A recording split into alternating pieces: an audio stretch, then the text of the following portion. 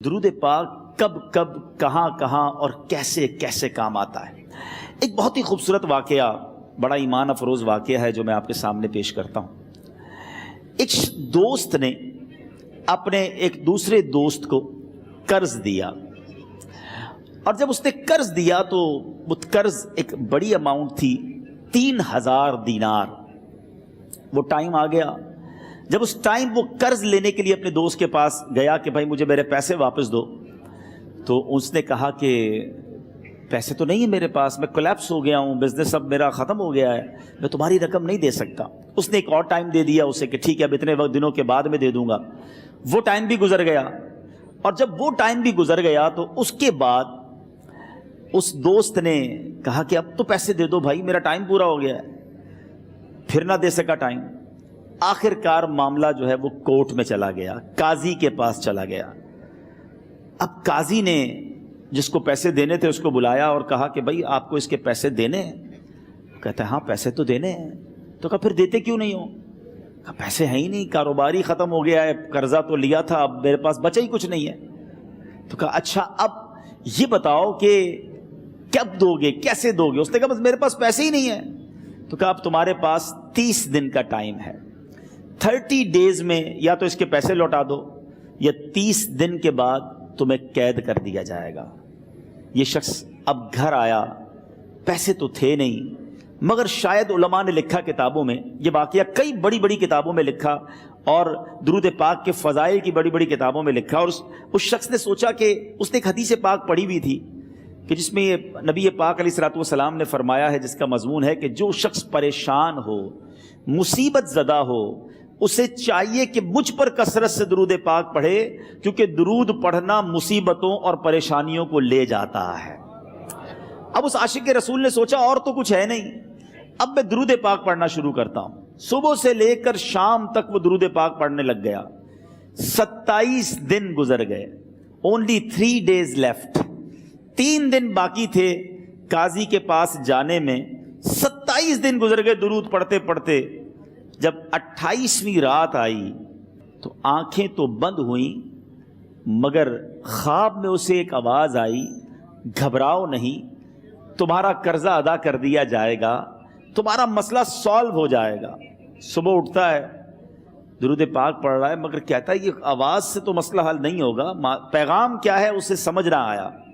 28واں دن گزر گیا، 29ویں رات آ گئی، مگر اب آنکھیں بند ہوئیں اور قسمت جاگ اٹھی۔ نبی پاک صاحب لولاک صلی اللہ تعالیٰ علیہ وسلم خواب میں تشریف لائے، اور پیارے آقا صلی اللہ تعالیٰ علیہ وسلم نے فرمایا گھبراؤ نہیں، علی بن عیسیٰ وزیر کے پاس جاؤ، وہ تمہارا قرضہ ادا کر دے گا۔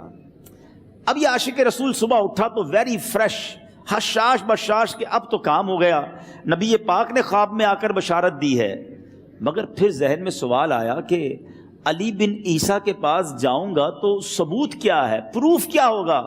میں جا کر اس کو کہوں گا کہ میرا قرضہ دے دو تو ایسے تو قرضہ نہیں دے دینا، اور میں نے اس کو کہا کہ مجھے نبی پاک نے خواب میں کہا ہے، اور اس نے اگر مجھ سے کوئی نشانی مانگی تو میں نشانی کیا دوں گا؟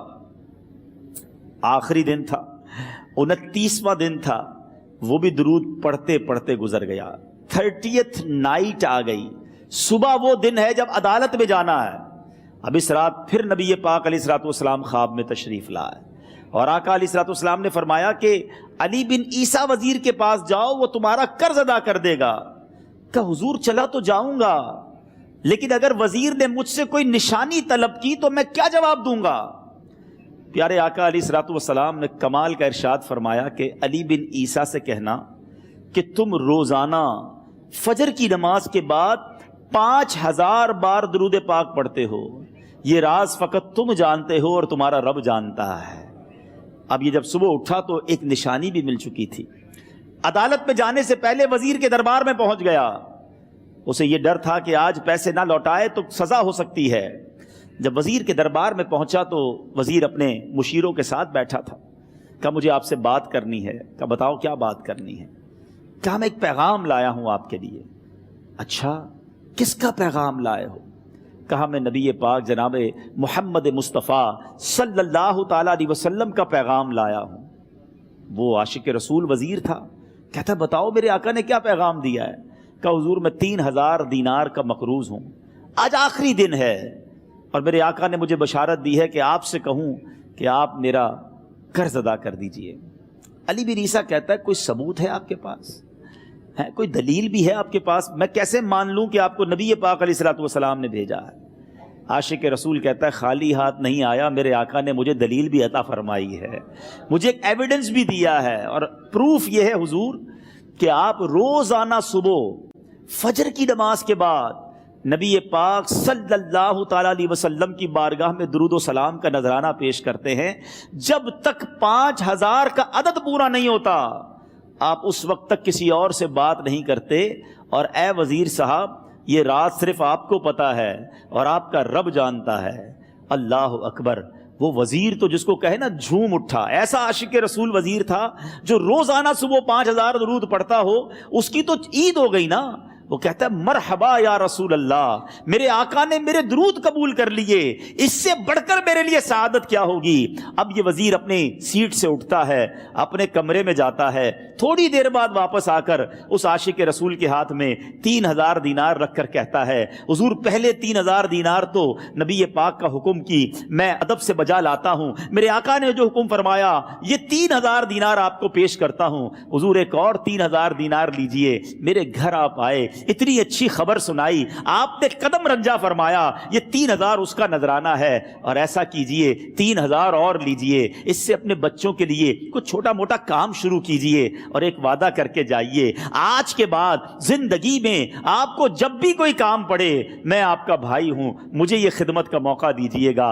اللہ اکبر! وہ مقروض جو ایک رات پہلے 3000 دینار کا مقروض تھا، ہو سکتا ہے اس کے بیک آف مائنڈ یہ بھی چل رہا ہو کہ اب شاید کل میں نے جیل میں جا کر عدالت میں جا کر گرفتاری دے کر جیل میں جانا ہے، مگر اب 9000 دینار ہاتھ میں ہیں۔ عاشق رسول جھومتا ہوا نبی پاک کی یاد میں گھومتا ہوا اب عدالت میں پہنچا۔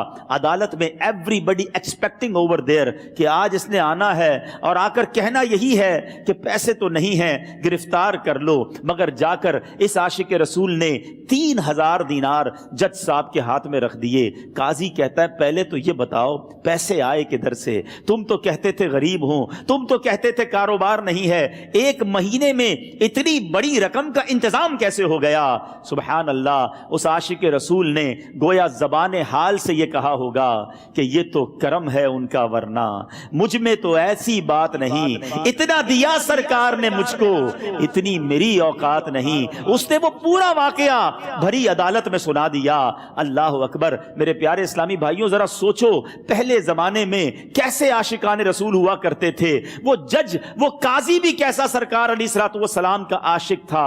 اپنی سیٹ سے اٹھتا ہے، بھرے دربار میں بھری عدالت میں وہ اپنے چیمبر میں اپنے کمرے میں جاتا ہے، اور تھوڑی دیر بعد واپس آ کر اس کے ہاتھ میں بھی 3000 دینار ہیں، اور وہ 3000 دینار جو ہے وہ اس عاشق رسول کے ہاتھ میں رکھتا ہے کہ سارا ثواب علی بن عیسیٰ کیسے لے جائے، میں بھی تو نبی پاک کا غلام ہوں، میں تمہارا قرضہ میں ادا کرتا ہوں۔ اچھا، اب ایک اور عجیب سینیریو یہ بن گیا کہ جس نے کیس کیا تھا، جس نے دعویٰ کیا تھا، وہ بھی یہ سارا منظر دیکھ رہا تھا۔ کہتا ہے جج صاحب ذرا رکیے، میں بھی اپنے آقا کا امتی ہوں، اور ایک کام کیجئے قلم کاغذ منگوائیے، اس عاشق رسول کا قرضہ ہی میں معاف کر دیتا ہوں۔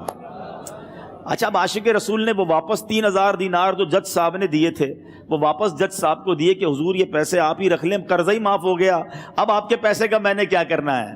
جج صاحب کہتے ہیں جو پیسے نبی پاک کے نام پر نکالے ہیں اب مجھے واپس نہیں چاہیے، یہ بھی تم اپنے ساتھ لے جاؤ۔ اللہ اکبر! میرے میٹھے اسلامی بھائیوں، وہ عاشق رسول ایک رات پہلے 3000 دینار کا مقروض ہے، اب 12000 دینار لے کر گھر کو واپس جا رہا ہے۔